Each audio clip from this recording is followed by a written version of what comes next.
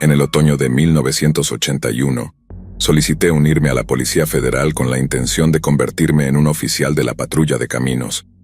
Fui aceptado, y después de la escuela de reclutas en la Ciudad de México, recibí mi primera asignación en el estado de Michoacán. Durante los primeros años todo fue como siempre lo había soñado. Tenía 2 trabajos: trabajar en mi motocicleta y perseguir a los malos, y nada más valía un bledo. En 1987 ascendí a cabo, lo que significaba un poco más de responsabilidad y un poco más de salario, pero seguía haciendo lo mismo: trabajar en mi motocicleta y perseguir a los malos. Sin embargo, en 1990 ascendí a sargento de la Policía Federal. Pensé que quería progresar, significaba más salario y beneficios, pero lo que realmente quería era la libertad para seguir haciendo las cosas a mi manera, y estar atrapado detrás de un escritorio la mitad del tiempo no era mi estilo en absoluto. Supongo que fue alrededor de ese tiempo que conocí a mi primer agente federal por casualidad. Estaba sentado en una peluquería en Morelia, sin meterme con nadie, cortándome el pelo cuando entró este caballero mayor que parecía haber salido del set de una película de acción. Reconocí su cinturón de servicio de inmediato, lo que lo identificaba como agente federal. Entablé conversación con él y le pregunté sobre su trabajo. Describió mi paraíso personal. Había ascendido a capitán en ese momento, así que no era exactamente un novato, pero en su época tenía casi completa libertad operativa. Te ganas tu libertad después de ser un agente federal. No le dan ese tipo de libertad a cualquiera, pero una vez que la tienes, tu superior te dice: aquí está el trabajo, ve a hacerlo, y todo lo demás depende de ti. Quería ese tipo de libertad más que cualquier otra cosa, y según lo que pude entender, unirme a la Policía Federal significaba tenerla hasta que fuera demasiado viejo y desgastado para hacer mi trabajo. Solicité unirme y fui aceptado. En 1992 me trasladaron a Ciudad de México cuando me asignaron a la División de Investigación Federal. Trabajé en un par de casos con un compañero por un tiempo, como un periodo de prueba en el que aprendes de un agente más experimentado. Pero después de ser aprobado estuve solo. Mientras mantuviera las cosas legales, era libre de investigar como considerara adecuado. Lo único que importaba era hacer el trabajo, pero como dice el refrán, esa cantidad de libertad también venía con una gran cantidad de responsabilidad. Y esta es la peor de ellas. Justo antes de Navidad de 1992, una adolescente de 15 años llamada María García desapareció de su casa en Morelia. Pasaron un par de semanas y la Policía Federal no pudo encontrar ni rastro de ella. Entonces, mientras seguía en la lista de personas desaparecidas como viva, la policía local no tenía las mayores esperanzas de traerla a casa. Justo cuando comenzaron a reducir la búsqueda, me asignaron a un homicidio en un motel en Querétaro. La víctima era una estudiante de la Universidad Autónoma de Querétaro, encontrada tendida en la bañera con el antebrazo cortado desde la muñeca hasta el codo. La policía local pensó que se había quitado la vida al principio, hasta que vieron las marcas de estrangulamiento alrededor del cuello de la víctima. Era un homicidio, pero se había hecho para parecer un suicidio. Al principio no entendía por qué me habían asignado algo que la policía local podía manejar perfectamente, pero luego me mostraron una grabación de la cámara de seguridad tomada del motel la noche del asesinato. Mostraba al sospechoso entrando y saliendo de la habitación en múltiples ocasiones, pero solo una vez escoltaba a lo que parecía ser una adolescente desde su coche hasta la habitación y viceversa. Una adolescente de 15 años que parecía mucho a la desaparecida María García. La manera en que me lo explicaron, este psicópata estaba arrastrándola en algún tipo de violenta ola criminal, y era solo cuestión de tiempo antes de que la matara también. Y mi trabajo era evitar que eso sucediera. Teníamos un sospechoso potencial casi de inmediato. Se decía que era miembro de una iglesia marginal en el estado de Hidalgo. Algunas personas extrañas en Hidalgo en esos días. Y Jonathan mismo había tenido varios enfrentamientos con la ley. Pero lo que hizo que mi principal sospechoso fuera el hecho de que había sido arrestado anteriormente por allanamiento y acoso de otra adolescente de 15 años. Ella misma había presentado la denuncia y el informe era extraño desde el principio hasta el final. Pero lo que me llamó la atención es que nuestro sospechoso, en medio de solo caminar por la propiedad de alguien sin invitación, le preguntó a la niña si su nombre era María. Había estado buscándola mucho antes de que la encontrara. Pero ¿qué hacía a María García tan especial? ¿Cuál era la conexión entre ellos? Supuse que si lograba entender eso, todo el caso se desentrañaría frente a mí. Pero justo cuando estaba empezando a investigar, nuestro sospechoso dejó caer un segundo cadáver en el motel en Guanajuato, a unos 20 kilómetros más o menos de donde tenía mi base. Una mucama entró en una habitación para limpiar y se encontró en medio de una pesadilla. Una estudiante de preparatoria de 17 años había sido crucificada en el marco de la cama y nuestro asesino la había desmembrado pieza por pieza. Parecía una muerte por 1000 cortes, como si hubiera intentado abrir cada vaso sanguíneo de su cuerpo uno por uno. No había manchas de sangre en el piso de esa habitación de motel. Supusimos que el asesino había puesto algún tipo de lámina de plástico para tratar de mantener limpia la escena del crimen. Pero ahora ya no estoy tan seguro. Ayudé a la policía local de Guanajuato a buscar la escena del crimen de arriba a abajo y fue allí donde encontramos un pendiente perteneciente a María García. Estaba metido en una funda de almohada, lo que significaba que había muy pocas posibilidades de que simplemente se hubiera caído y metido en esa funda mientras dormía. Supusimos que ella lo había puesto allí para hacernos saber que todavía estaba viva y que había estado en el motel.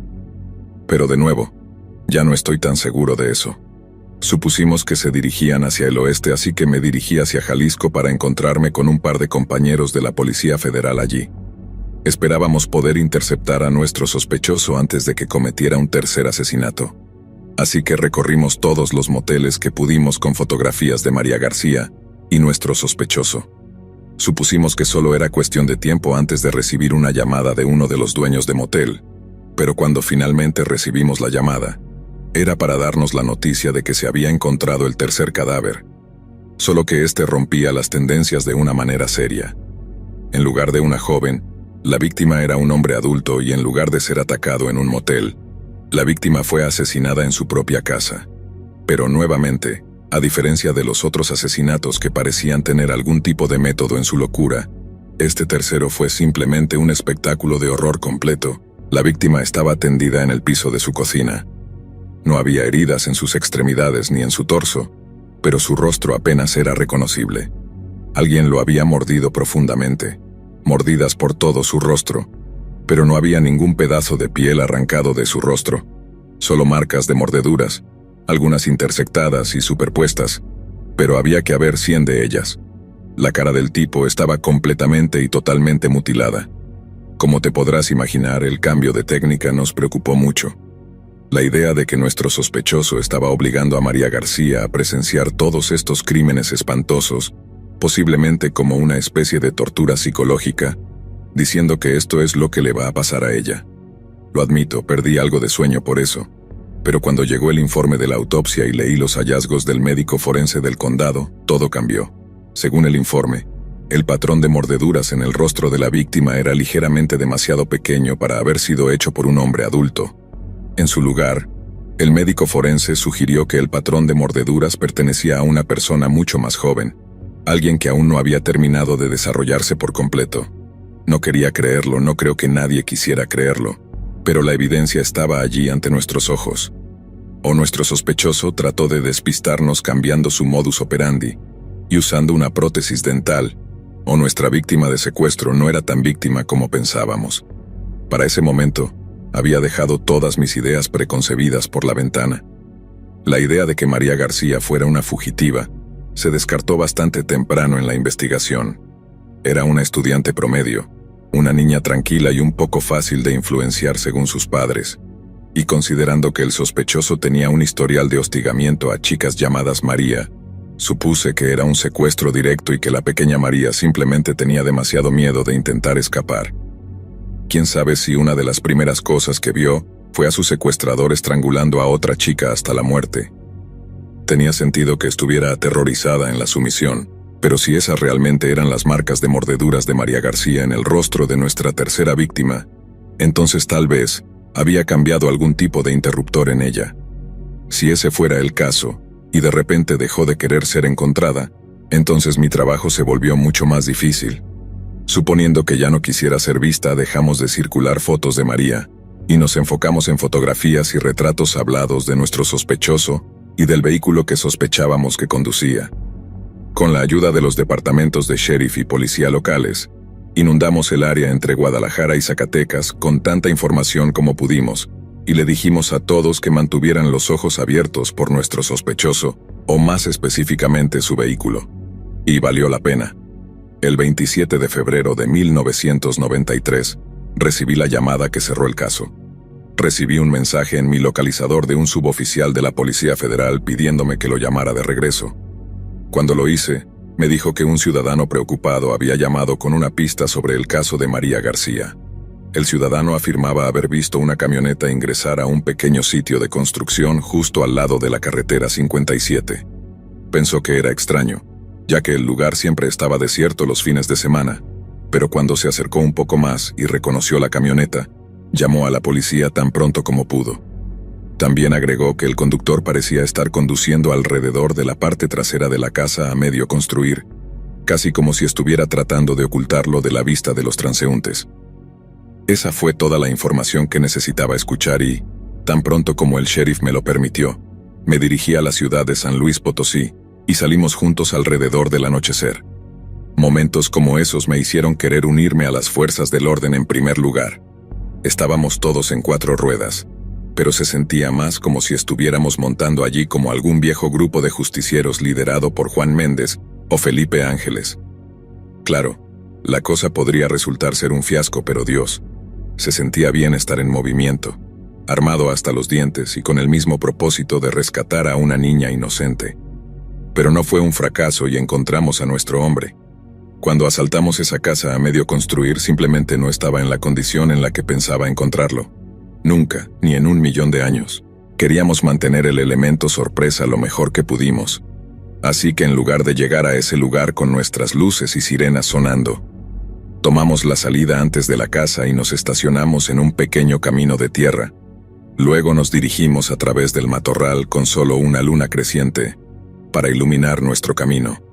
Teníamos a un oficial con una escopeta de balas de goma que entró primero, sin querer causar daños colaterales si nuestro sospechoso resultaba estar armado.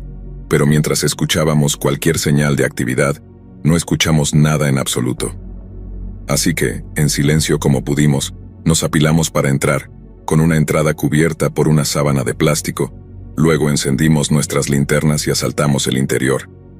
El lugar era solo un esqueleto por dentro, con solo 1 o 2 piezas de panel que cerraban una de las habitaciones. Podíamos ver signos de vida antes de que entráramos por la puerta abierta, envoltorios de caramelos, latas de refresco vacías, ese tipo de cosas, pero no pudimos ver qué estaba pasando allí hasta que realmente estuvimos en la habitación, o lo que se pretendía que fuera una habitación de todos modos. El oficial con la escopeta de balas de goma entró primero, y se apartó de la vista de algo antes de soltar un: «Departamento de Policía, muéstrame las manos». Su corazón no estaba ni cerca, y me sorprendió que pudiera pronunciar las palabras, porque cuando lo vi me quedé sin aliento. Colgado del cuello de una de las vigas sobre nuestras cabezas, estaba nuestro sospechoso. No parecía que hubiera estado muerto mucho tiempo. Estaba en un estado horrible, pero aún se veía fresco. Siempre me sorprende en las películas cuando alguien entra y ve a una persona ahorcada y se ve hermosa, porque en la vida real es una de las cosas más feas que jamás querrías ver. Pero justo en su tobillo, agarrándose y pareciendo que estaba llorando, había una joven que parecía ser María García. De repente entendí por qué nuestro hombre estaba tan reacio a disparar, pero se acercó diciendo algo suavemente como: «Todo estará bien con la policía, tienes que venir con nosotros ahora». Ella no quería dejarlo al principio, simplemente siguió aferrándose al tobillo de nuestro hombre muerto sollozando, como si no lo creyera. Empezamos a relajarnos un poco. Sé que suena loco al mirarlo retrospectivamente, pero nuestro sospechoso estaba muerto y teníamos a nuestra rehén. Lo único que teníamos que hacer era sacarla de allí lo más rápido posible y poner fin a su sufrimiento de una vez por todas. Así que eso fue lo que hicimos. Retrocedimos fuera de la habitación, asumiendo que nuestro hombre iba a llevar a la pequeña María fuera de la habitación medio construida y luego, en un instante, todo comenzó a suceder. El oficial de avanzada gritó: «María», se adelantó, ella retrocedió, él cayó hacia atrás, ella cayó sobre él, y en un torbellino de luces parpadeantes, todos vimos el cuchillo oscilando salvajemente hacia la garganta del oficial. No había nada más que hacer.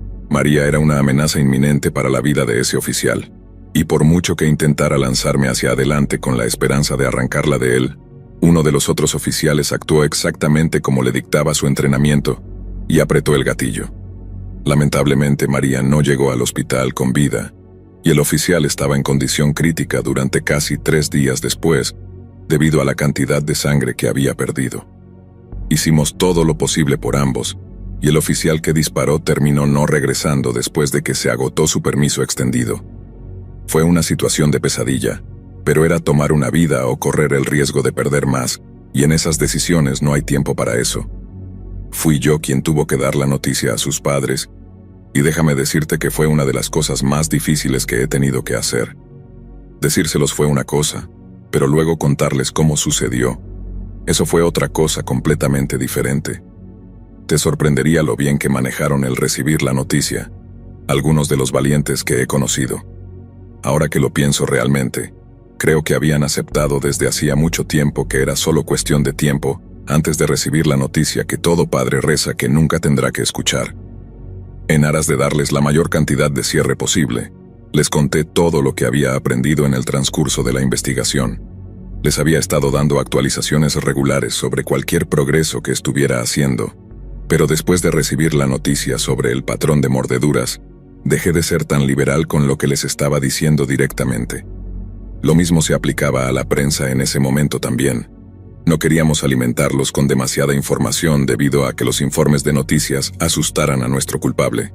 Ambos se dirigían al oeste en un patrón muy constante, como si se dirigieran a algún lugar, así que naturalmente no queríamos hacer nada para cambiar eso y arruinar nuestra oportunidad de rastrearlos.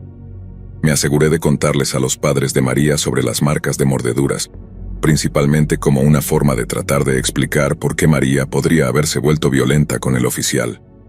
Podría haber estado completamente traumatizada, lavada cerebralmente, como quieras llamarlo.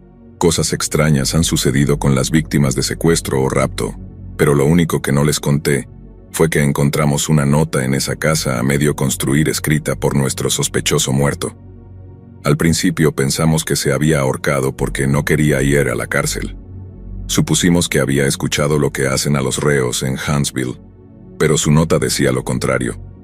Miré esa nota muchas veces a lo largo de los años, tantas veces que casi puedo escribirla de memoria, y decía: no puedo hacer esto más, no puedo dejar que lo haga más, no puedo dejar que él la lastime más. Eso es todo lo que decía. No había nada más, ninguna firma, ningún nombre, ninguna explicación. Intenté por todos los medios no mostrarles a los padres de María la foto que encontramos de ella alrededor de su muñeca, pero finalmente me pidieron que les mostrara todo lo que teníamos.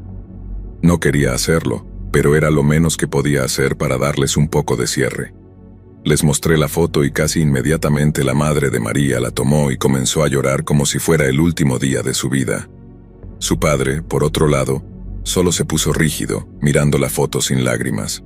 Fue entonces cuando entendí que probablemente ya habían aceptado lo que estaba viendo, que su hija estaba muerta y que no había nada que pudieran hacer para traerla de vuelta. Fue la cosa más triste que he visto en mi vida, el dolor de un padre por un hijo que ya no está con ellos. No es algo que desearía a mi peor enemigo, y por eso mismo fue entonces cuando decidí que haría todo lo posible por llevar a María de vuelta a casa. Era lo menos que podía hacer por ellos después de todo lo que habían pasado. No tenía idea de lo que me esperaba en el futuro, pero supongo que no estaba tan preocupado. Estaba vivo, tenía un propósito, y por primera vez en años, tenía un motivo para seguir adelante. Después de asegurarme de que los padres de María tuvieran todo lo que necesitaban, me encerré en mi oficina y comencé a trabajar de nuevo. Había un montón de cosas que necesitaba repasar y con las que necesitaba ponerme al día si alguna vez quería cerrar este caso. Supongo que eso es todo lo que tengo que decir sobre ese tema por ahora. Más adelante les voy a actualizar. Si alguna vez necesitas ayuda con algo, no dudes en pedirla. Siempre estoy aquí para ti, amigo.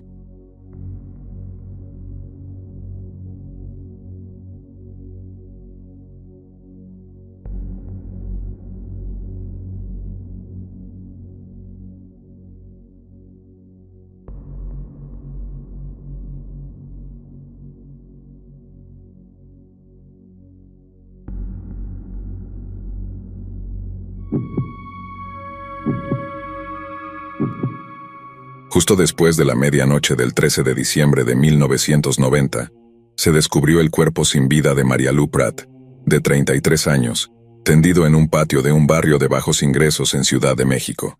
Había sido despojada, golpeada y luego ejecutada con un solo disparo de calibre 44 en la cabeza. Dentro de horas del descubrimiento del cuerpo, el caso fue asignado al detective Juan Manuel Torres, un hombre de aspecto rudo que hablaba con un acento del norte y se vestía de manera similar. El detective Torres estaba familiarizado con María, quien a sus mediados de 30 años era una de las escorts más experimentadas de toda la colonia. Pero de todas las trabajadoras sexuales que esperaba encontrar muertas en la calle, María estaba cerca del final de su lista. María no era ajena a los clientes violentos, pero no era casualidad que sobreviviera en un trabajo tan peligroso durante tanto tiempo. María era extremadamente astuta en su negocio, y rara vez ejercía su oficio con extraños en la calle. En cambio, María solía visitar a un pequeño número de clientes habituales, algunos de los cuales confiaba lo suficiente como para que la llevaran a casa por la noche. Pero aparentemente, parte de esa confianza había sido gravemente mal colocada. Después de que el cuerpo de María fue llevado a la oficina del médico forense, el detective Torres se aseguró de presenciar la autopsia.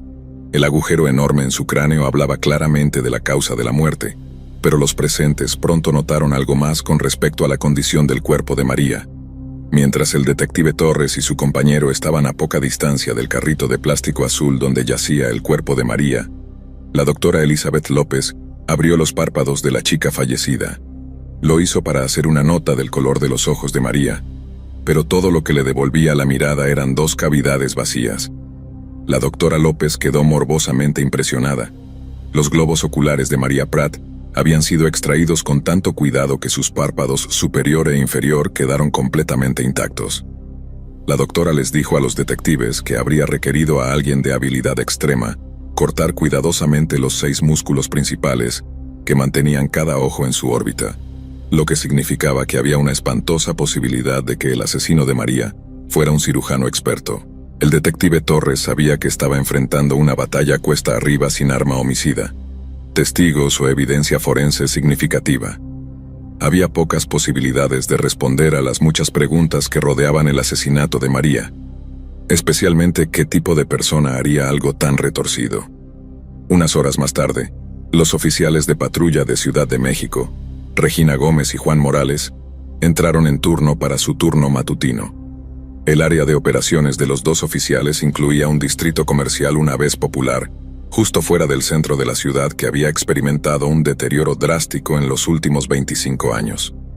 La declinación financiera precedió a un fuerte aumento en la delincuencia, lo que significaba drogas, falta de vivienda y, lo más importante, prostitución. La tarea de Gómez y Morales era establecer una presencia en el área a través de la policía comunitaria, en lugar de procesar agresivamente a aquellos involucrados en delitos menores o no violentos.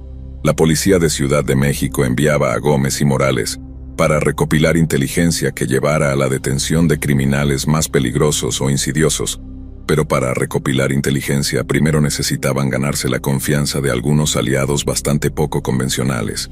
Muchos en la policía de Ciudad de México se referían al área como un trabajo de relaciones públicas, pero Gómez y Morales podrían haber sido descritos más precisamente como trabajadores sociales fuertemente armados, en lugar de arrestar a las muchas prostitutas que frecuentaban la Avenida Revolución. Los dos oficiales se centraron principalmente en su seguridad. Cualquiera que fuera sorprendido ejerciendo durante el día sería arrestado, pero aquellos que ejercían su oficio por la noche en la zona de cuarentena del Motel Venus, el motel más desaliñado, eran esencialmente libres de hacerlo a su antojo. A medida que las chicas comenzaron a apreciar cada vez más la protección policial, comenzaron a hablar, y pronto Gómez y Morales establecieron una profunda relación con varias de las chicas, junto con un cuadro aproximado de las redes locales de crimen organizado. La mañana del 13 de diciembre fue como cualquier otra, y cuando los dos oficiales se acercaron al Motel Venus, pronto notaron a uno de sus clientes habituales.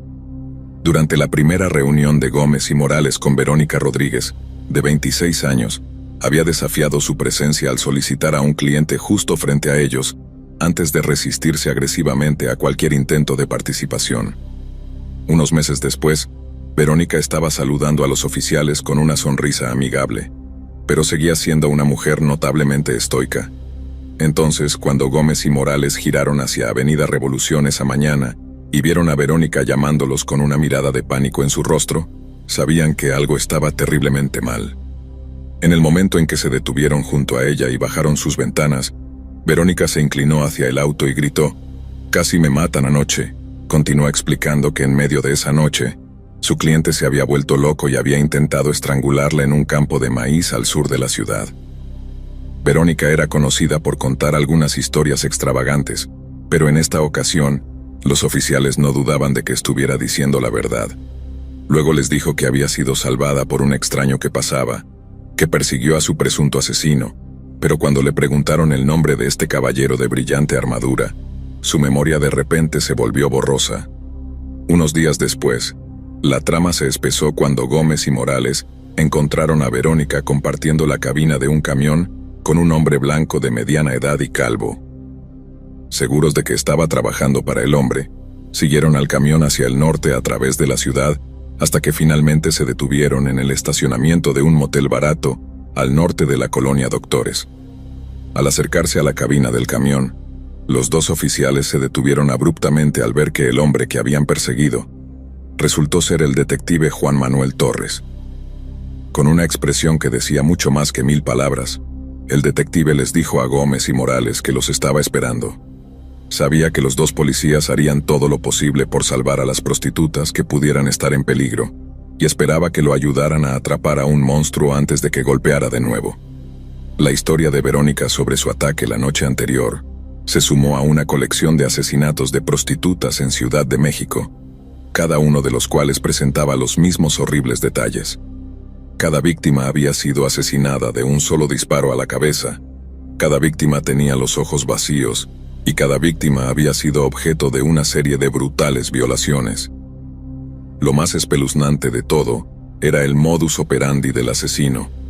La carne circundante de cada víctima había sido removida quirúrgicamente, con especial atención a los músculos del ojo. La policía pronto supo que estaban persiguiendo a un asesino en serie extremadamente metódico y peligroso. Los siguientes meses estuvieron marcados por una serie de asesinatos que tenían la misma brutalidad y precisión que los anteriores. Sin embargo, en abril de 1991, hubo una breve pausa en los asesinatos, seguida de la aparición de otro cadáver desollado de una mujer joven. Esta vez, sin embargo, la policía tenía un testigo que había visto a un hombre blanco salir del lugar del crimen. La policía distribuyó un retrato hablado del sospechoso, y pronto recibieron un par de llamadas sobre un hombre que ajustaba la descripción que había sido visto entrando y saliendo de la Avenida Revolución varias noches seguidas.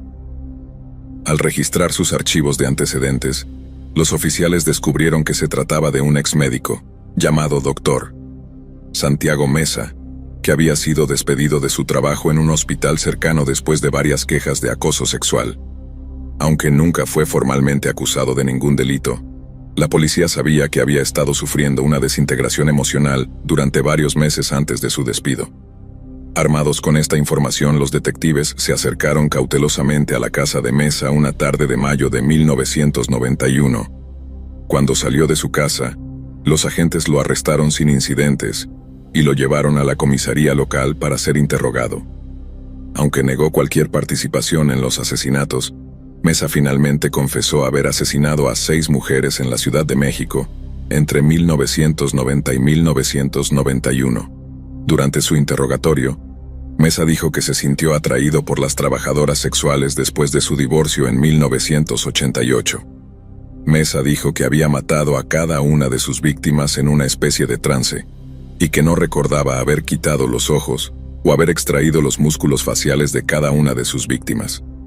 Finalmente, Mesa confesó que había arrojado los ojos de cada víctima a un vertedero de basura cercano, donde la policía, al llegar, hizo la inquietante recuperación de los restos desechados de varios pares de ojos humanos.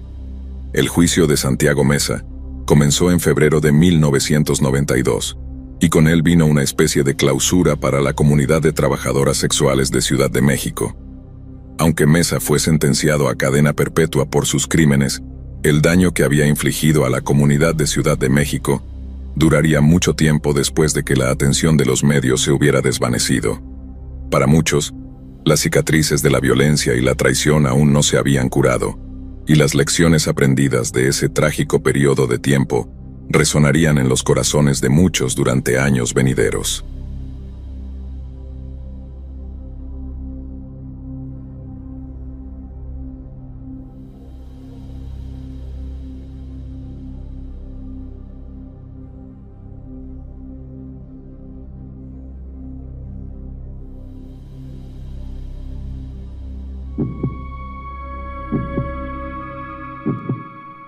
El 2 de mayo de 1949, nació James Byrd Jr. en el condado de Jasper, Texas, siendo el tercer hijo de Stella May y James Byrd Sr.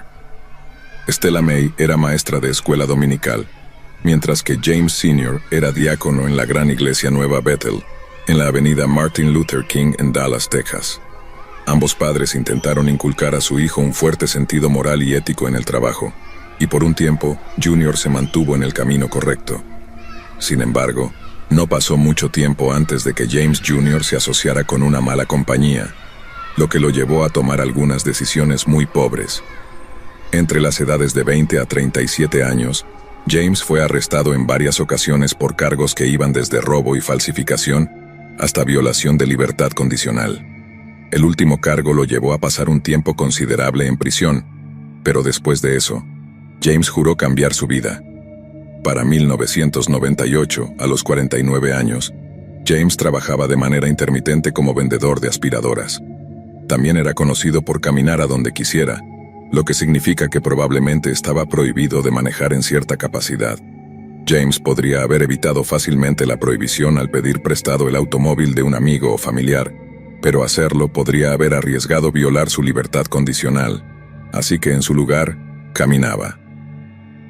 El domingo 7 de junio de 1998, James caminó por todo el condado de Jasper para pasar la noche con algunos amigos y familiares. Hubo música, un asado y una alberca inflable para los niños. Luego de unas cervezas y un tiempo para digerir, James encontró la energía para caminar de regreso a casa. Poco después de las 2 de la madrugada, James se despidió de los presentes y caminó por las oscuras calles de Dallas, nunca más para ser visto. Entre las 2:30 y las 2:45 de la madrugada, James caminaba por un largo y oscuro tramo de carretera, cuando una camioneta se detuvo junto a él. Los hombres afirmaron reconocer a James de sus numerosas caminatas por el condado de Jasper, y le ofrecieron un aventón a donde fuera que estuviera yendo. James subió a la caja de la camioneta y el conductor arrancó. Sin embargo, en lugar de llevar a James a su destino previsto, el conductor lo llevó al este fuera del condado de Jasper, hacia un pequeño claro en el bosque. Se cree que allí, los hombres le dijeron a James que se bajara de la camioneta y, al darse cuenta de que algo estaba terriblemente mal, lo hizo. Pero cuando intentó escapar, el conductor de la camioneta, junto con otros 2 hombres, persiguió a James hasta el claro y lo atacaron. La evidencia forense sugiere que James opuso una gran resistencia, pero no tuvo ninguna oportunidad en la lucha de 3 contra 1 contra hombres más jóvenes y en mejor forma. Una vez que lograron vencerlo y James estaba tendido en el suelo, sus atacantes continuaron el asalto, golpeándolo por todo el cuerpo antes de pintarlo y orinar sobre él cuando ya estaba inconsciente. Luego, los hombres arrastraron el cuerpo inconsciente de James de regreso a su camioneta, le ataron una cadena en los tobillos y la engancharon al parachoques trasero. James fue arrastrado 3 millas a lo largo de la carretera, y una autopsia sugirió que había permanecido vivo y consciente durante al menos la mitad del tiempo, antes de que sus huesos se rompieran y su cuerpo fuera destrozado. Lo que quedaba de él fue arrojado frente a un cementerio históricamente afroamericano en Dallas. A la mañana siguiente, la policía encontró rastros del cuerpo de James en 80 y ubicaciones separadas a lo largo de la carretera, junto con una pista significativa, un encendedor de cigarrillos con la palabra Possum inscrita en él. Dada la extrema naturaleza del caso, había un gran incentivo para resolverlo lo más rápido posible. El departamento del sheriff del condado de Jasper pronto fue contactado por el FBI, que deseaba ofrecer su ayuda. Regresaron dentro de horas con un avance en el caso. Possum era el apodo en la cárcel de un hombre de 23 años llamado John William King, quien estaba en la lista de vigilancia del FBI por asociarse con un conocido grupo supremacista blanco. King también tenía varios tatuajes supremacistas blancos y se descubrió que era miembro de pleno derecho de una organización neonazi carcelaria conocida como los Caballeros Confederados de América. King fue arrestado y después de una breve investigación, se descubrió que los otros dos hombres en la camioneta esa noche se llamaban John Baltimore y Lawrence Brewer. En el juicio por asesinato, se estableció que John Baltimore, de 23 años, no compartía las políticas de John King, pero se consideró igualmente culpable en la muerte de James Byrd Jr. Lawrence Brewer, de 31 años, por otro lado, era un supremacista blanco empedernido que previamente había cumplido una condena por posesión de drogas y robo. Según su testimonio en el tribunal, se unió a una pandilla supremacista blanca en prisión junto con John King para protegerse de otros reclusos. Sin embargo, la fiscalía pintó el cuadro de un hombre que se unió con entusiasmo en lugar de reluctancia. Uno de sus principales testigos fue un psiquiatra que afirmó que Brewer no mostraba el menor arrepentimiento por sus crímenes, y en un momento lo describió como, cito, un psicópata racista. La fiscalía complementó el testimonio de sus expertos con una nota interceptada por los guardias en la cárcel donde King y Brewer estaban detenidos, que resultó ser de la escritura de King. En ella, describía que sabía que el asesinato de James Byrd podría resultar en la pena de muerte, pero que lo hizo de todos modos, sin importar el resultado. King también escribió, «Hemos hecho historia antes de firmar con la muerte antes que la deshonra».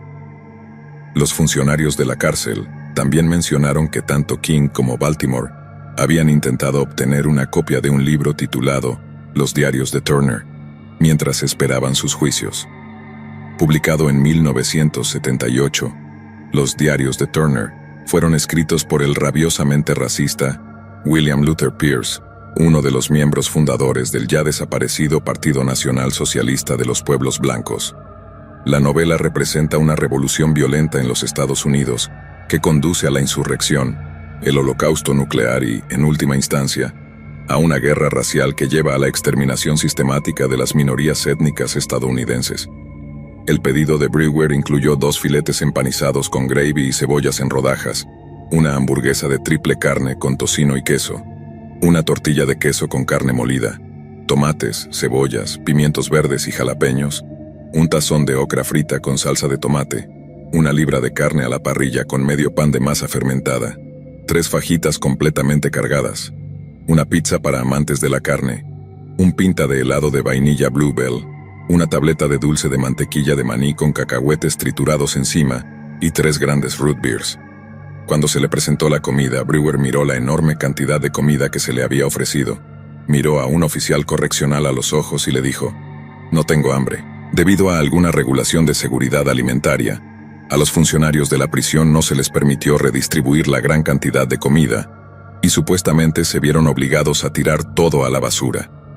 La noticia provocó indignación entre la gente de Texas y el senador estatal John Whitmer pidió a los funcionarios de la prisión que pusieran fin a la tradición de 87 años de dar últimas comidas a los reclusos condenados. El director ejecutivo de la agencia penitenciaria respondió afirmando que la práctica se había terminado con efecto inmediato, el 22 de abril de 2019. Los recursos de John King ante la Corte de Apelaciones de Crímenes de Texas y la Junta de Indultos y Libertades Condicionales de Texas fueron negados y fue ejecutado en la Penitenciaría Estatal de Texas el 24 de abril de 2019. Aunque es fácil celebrar la muerte de King, es más difícil entender por qué James Byrd tuvo que morir en primer lugar. Pero en lugar de sucumbir a la ira y la desesperación, la familia de James encontró la fuerza para convertir algo feo en algo hermoso. En los años siguientes a su muerte, los miembros de la familia ayudaron a establecer la Fundación James Byrd para la curación racial. El excéntrico exjugador de baloncesto Dennis Rodman donó $25,000 a la fundación, mientras que el promotor de boxeo Don King estableció un fondo universitario de $100,000 para los 3 hijos de Byrd. Quizás la mejor manera de resumir su actitud sea recordar su declaración conjunta en medio de la tragedia. ¿Cómo responde uno a un acto tan brutal? Tener a un ser querido torturado y linchado produjo un sentido de pérdida y dolor inimaginable. Sin embargo, la retaliación, el discurso de odio o la promoción de propaganda escrita de odio nunca cruzaron nuestra mente. Pensamos qué habría hecho Jesús, cómo habría respondido. La respuesta fue cristalina. Su mensaje habría sido de paz y esperanza.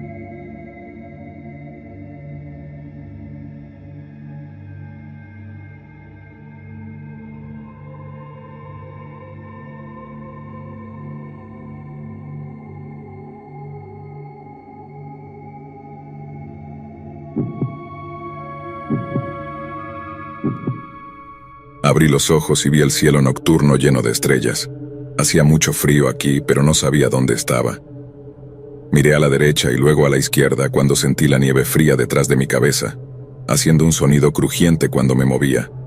Intenté sentarme usando mis codos, pero todo me dolía. Luego vi muchos árboles a mi alrededor, así que me di cuenta de que debía estar en un bosque. Podía ver mi aliento como vapor en el aire. Hacía mucho frío y mis dedos empezaron a doler por ello. Estaba apoyada en mis manos, pero seguía preguntándome por qué estaba aquí. Entonces miré hacia abajo para ver qué ropa llevaba puesta. No entendía lo que veía, ya que tenía puesto un traje extraño. Una falda corta plisada en negro y amarillo, medias cortas blancas y zapatos blancos. También tenía un top en los mismos colores que decía Tops Cheerleaders. Pero ¿quiénes eran las Tops Cheerleaders? Sentía que me estaba volviendo loca o atrapada en una pesadilla. ¿Por qué llevaba este atuendo en el bosque de noche? Mis manos dolían y no solo por el frío. Las miré y vi cortes con sangre seca en mi mano derecha. Luego una voz en mi auricular me dijo que me relajara, cerrara los ojos y recordara qué había pasado antes. Pero, ¿qué podía recordar de antes de esto? Al principio solo había oscuridad. Mi cabeza comenzó a doler, así que intenté abrir los ojos pensando que lo que estaba haciendo no funcionaba. De repente me encontré en un vehículo en movimiento. La siguiente vez que abrí los ojos, estaba en la parte trasera de ese vehículo.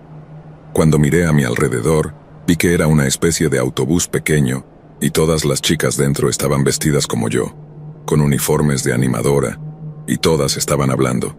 El asiento junto a mí parecía vacío, así que miré hacia adelante, mirando por la ventana delantera del autobús.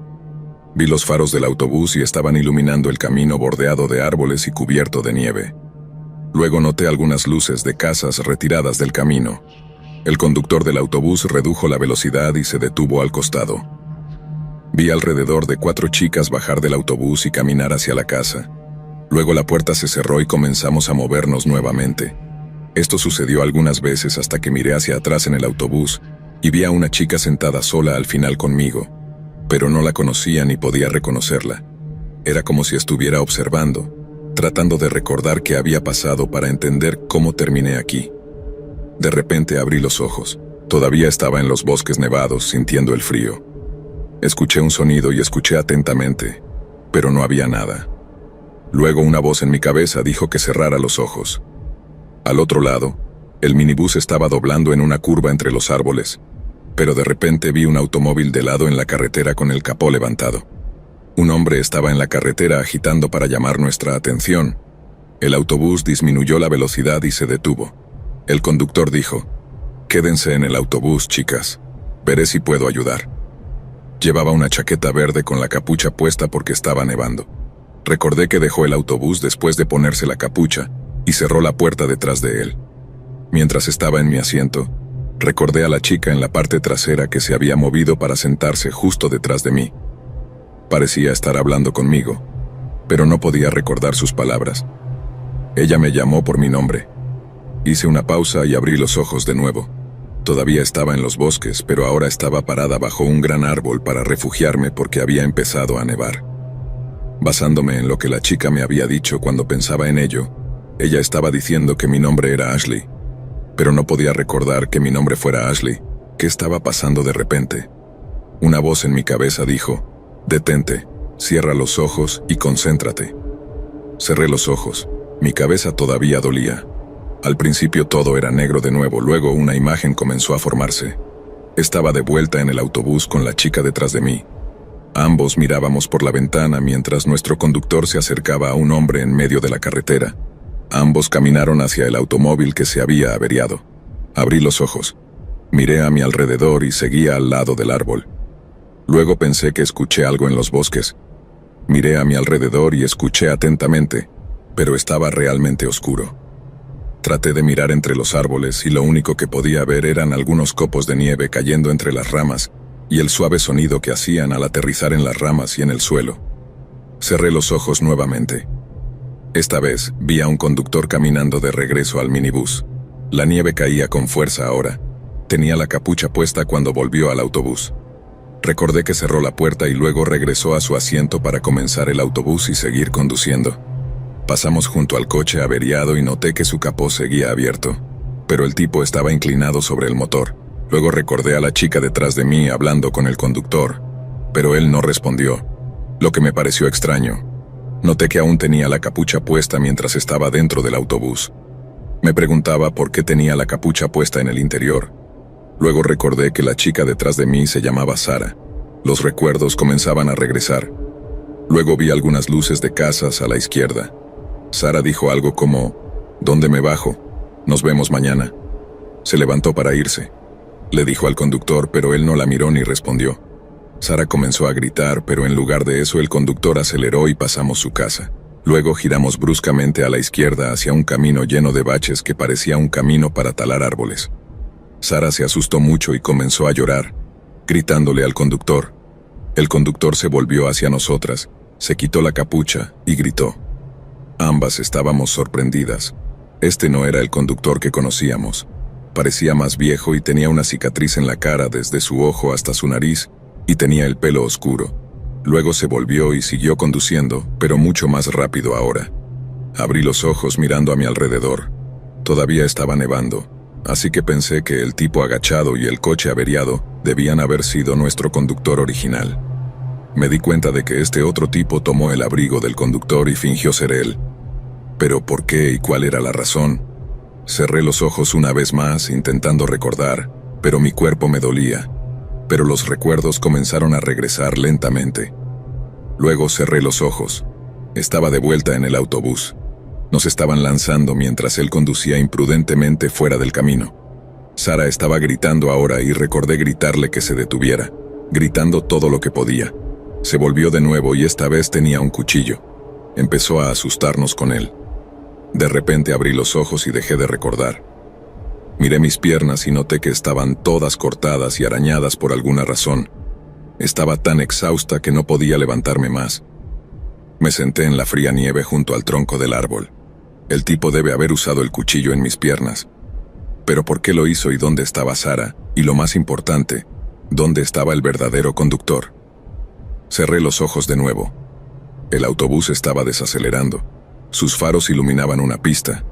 El camino estaba muy cubierto de maleza y parecía extraño aquí. Los arbustos a ambos lados golpeaban el autobús y golpeaban el parabrisas delantero. El autobús giró bruscamente a la derecha en algunos arbustos y salió a un pequeño espacio abierto. Ambos nos aferrábamos a las barras de los asientos delanteros mirando hacia adelante.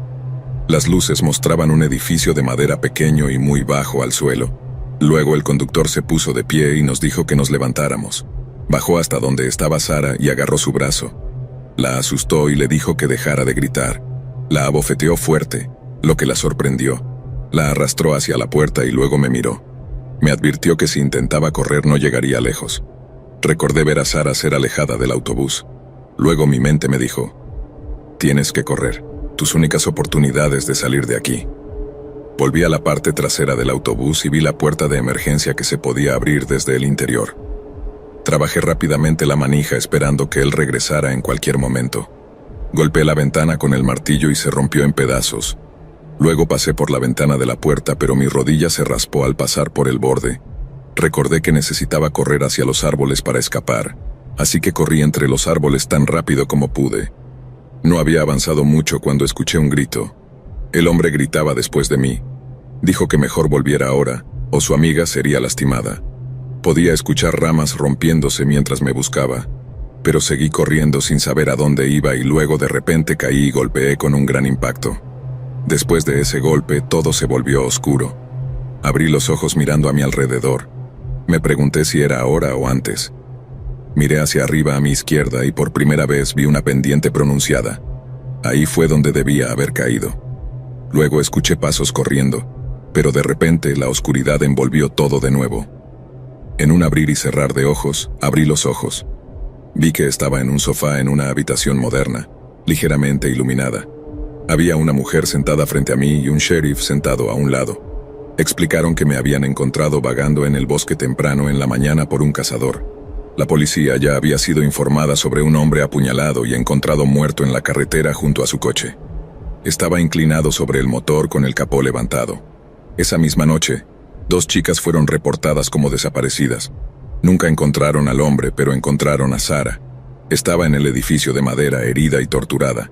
Sobrevivió, pero su vida cambió para siempre después de eso.